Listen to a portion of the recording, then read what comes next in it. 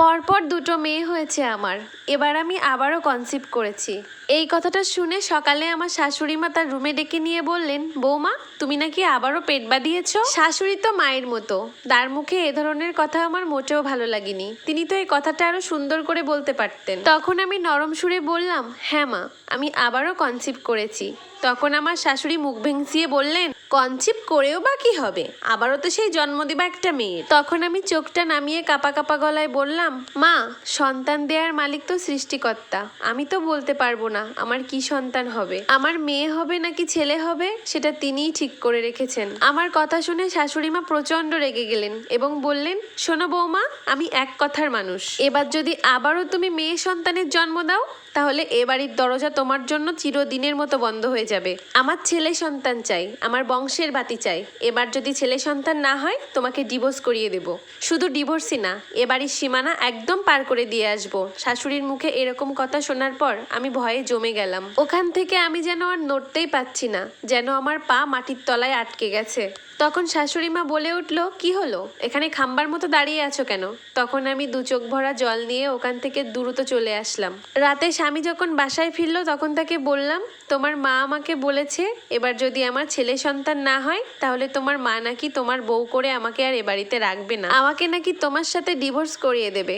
আমার স্বামী কোনো আগ্রহ দেখালো না, সে বলল, দেখো তো রাত কত হয়েছে। আমি তাকে বললাম, তোমাকে একটা কথা বলেছি। সে আমাকে উত্তর দিল, তুমি আমার কাছে পৃথিবীর সবকিছু বলতে পারবে, কিন্তু আমার মায়ের নেওয়া ডিসিশনের উপরে তুমি একটা কথাও বলতে পারবে না। আমার স্বামীর মতো এরকম একজন শিক্ষিত মানুষের মুখে এরকম মেরুদণ্ডহীন কথা শুনে আমি অবাক হয়ে গেলাম। আমি কখনো ভাবতেও পারিনি যে আমার স্বামী এভাবে আমাকে কথাগুলো বলবে। আমার বিপদ ঘনিয়ে আসলো আরো তাড়াতাড়ি যখন চেক আপ করে জানতে পারলাম আমার এবারও কন্যা সন্তান হবে। ডাক্তারের চেম্বারে গেছিলাম শাশুড়ি মায়ের সাথে চেক আপের জন্য। ডাক্তার চেক আপ করে বললেন, খুশির সংবাদ আছে। রিপোর্টগুলো হাতে রেখে বললেন, সৃষ্টিকর্তার কাছে প্রার্থনা করুন। আমি সৃষ্টিকর্তার কাছে প্রার্থনা করলেও আমার শাশুড়ি মা করেননি। আমার শাশুড়ি মা বললেন, কি সন্তান হবে এবার? ডাক্তার বলল, মেয়ে সন্তান হবে। ডাক্তারের মুখ থেকে এই কথাগুলো শোনার পর দ্রুত আমার শাশুড়ি আমাকে নিয়ে ওখান থেকে বেরিয়ে আসলেন এবং বাইরে এসে বললেন, মাগো কান্না করো না, সন্তান দানের মালিক হচ্ছে সৃষ্টিকর্তা, তিনি চেয়েছেন বিদায় তোমার এবারও কন্যা সন্তান হচ্ছে। শাশুড়ি মা আবারও বললেন, একদম কান্না করো না, তোমার এই দুঃখ দেখে আমি তোমার জন্য সামান্য দয়া করতে পারি। আমি আমার ছেলের জন্য তোমাকে রাখতে পারি, কিন্তু একটা শর্ত আছে, আমার ছেলেকে দ্বিতীয় বিয়ে করার জন্য তোমাকে অনুমতি দিতে হবে। অনুমতি না দিলে আমি তোমাকে এ বাড়িতে রাখবো না। আমার বংশের ছেলে সন্তান প্রয়োজন, তুমি কখনো ছেলে সন্তান জন্ম দিতে পারবে না। বংশের বাতির জন্য আমার ছেলেকে দ্বিতীয় বিয়ে করাতেই হবে। শাশুড়ি মায়ের মুখে এরকম কথা শোনার পর ভয়ে আমি অনবরত কেঁদেই চলেছি। বারবার আমি চোখের জল মুছে যাচ্ছি। শাশুড়ি মার এর কথায় আমি কি জবাব দেব সেটাই আমি বুঝতে পারছি না, আমি কোনো উত্তরও খুঁজে পাচ্ছি না। আমার স্বামী হচ্ছে মা ভক্ত ছেলে। আমার শাশুড়ি যদি বলে তোর বউকে এক্ষুনি ডিভোর্স দিয়ে দে, সে এক সেকেন্ড টাইমও সময় নেবে না আমাকে ছাড়তে। আবার যদি বলে তুই এখনই দ্বিতীয় বিয়ে করবি, সে এক মুহূর্তও দেরি করবে না, সে রাজি হয়ে যাবে তার মায়ের কথায় দ্বিতীয় বিয়ে করার জন্য। আমি এখনই একটা সিদ্ধান্তে যেতে চাই। এক হচ্ছে আমার স্বামীর কাছ থেকে একেবারে দূরে সরে যাওয়া, আর এক হচ্ছে আমার স্বামীকে দ্বিতীয় বিয়েতে অনুমতি দেয়া। কোনটা করব? এই মুহূর্তে আমার এখন কোনটা করা উচিত? আমি তখন কান্না করতে করতে বললাম, মা আপনি আমাকে 2টা দিন সময় দিতে পারবেন? আমার শাশুড়ি বলল, আচ্ছা দিতে পারি, কিন্তু এরপর আর তোমার কোনো কথা শোনা হবে না। আমি বললাম, ঠিক আছে মা, আচ্ছা, আমি আর কোনো আবদার করব না। আমার শাশুড়ি মা বলল, আচ্ছা ঠিক আছে, এখন বাসায় চলো। আমি আমার শাশুড়িকে বললাম, না মা, আপনি বাসায় যান, এই 2টা দিন আমার ভাগ্য খুঁজতে হবে। তখন আমার শাশুড়ি বলল, এর ভিতরে যদি কোনো আপদ বিপদ হয় তাহলে আমার ছেলে কিন্তু এর দায়ভার নেবে না। শাশুড়ির মুখে এরকম কথা শুনে বুঝলাম তিনি মনে মনে চাচ্ছেন আমি যেন কোনো বিপদে পড়ি। আমার কিছু একটা হয়ে গেলে তিনি মনে খুব শান্তি পান। আমাকে আর কিছু না বলে তিনি বাড়ির উদ্দেশ্য রওনা দিলেন, আর আমি গেলাম আমার বাবার বাড়ির উদ্দেশ্য। রাত অনেক হয়েছে, কাঁদতে কাঁদতে আমি রাস্তা দিয়ে যাচ্ছিলাম। বাবার বাড়িতে যেয়ে পৌঁছালাম, তারপর দরজায় ধাক্কা দিতেই বাবা দরজা খুলে দিলেন। বাবা আমাকে দেখে চমকে গেলেন এবং বললেন, এত রাতে একা একা তুই এই শরীর নিয়ে? জামাই কোথায়? জামাই আসেনি? কথা শুনে আমি বাবাকে ধরে হাউমাউ করে কেঁদে দিলাম।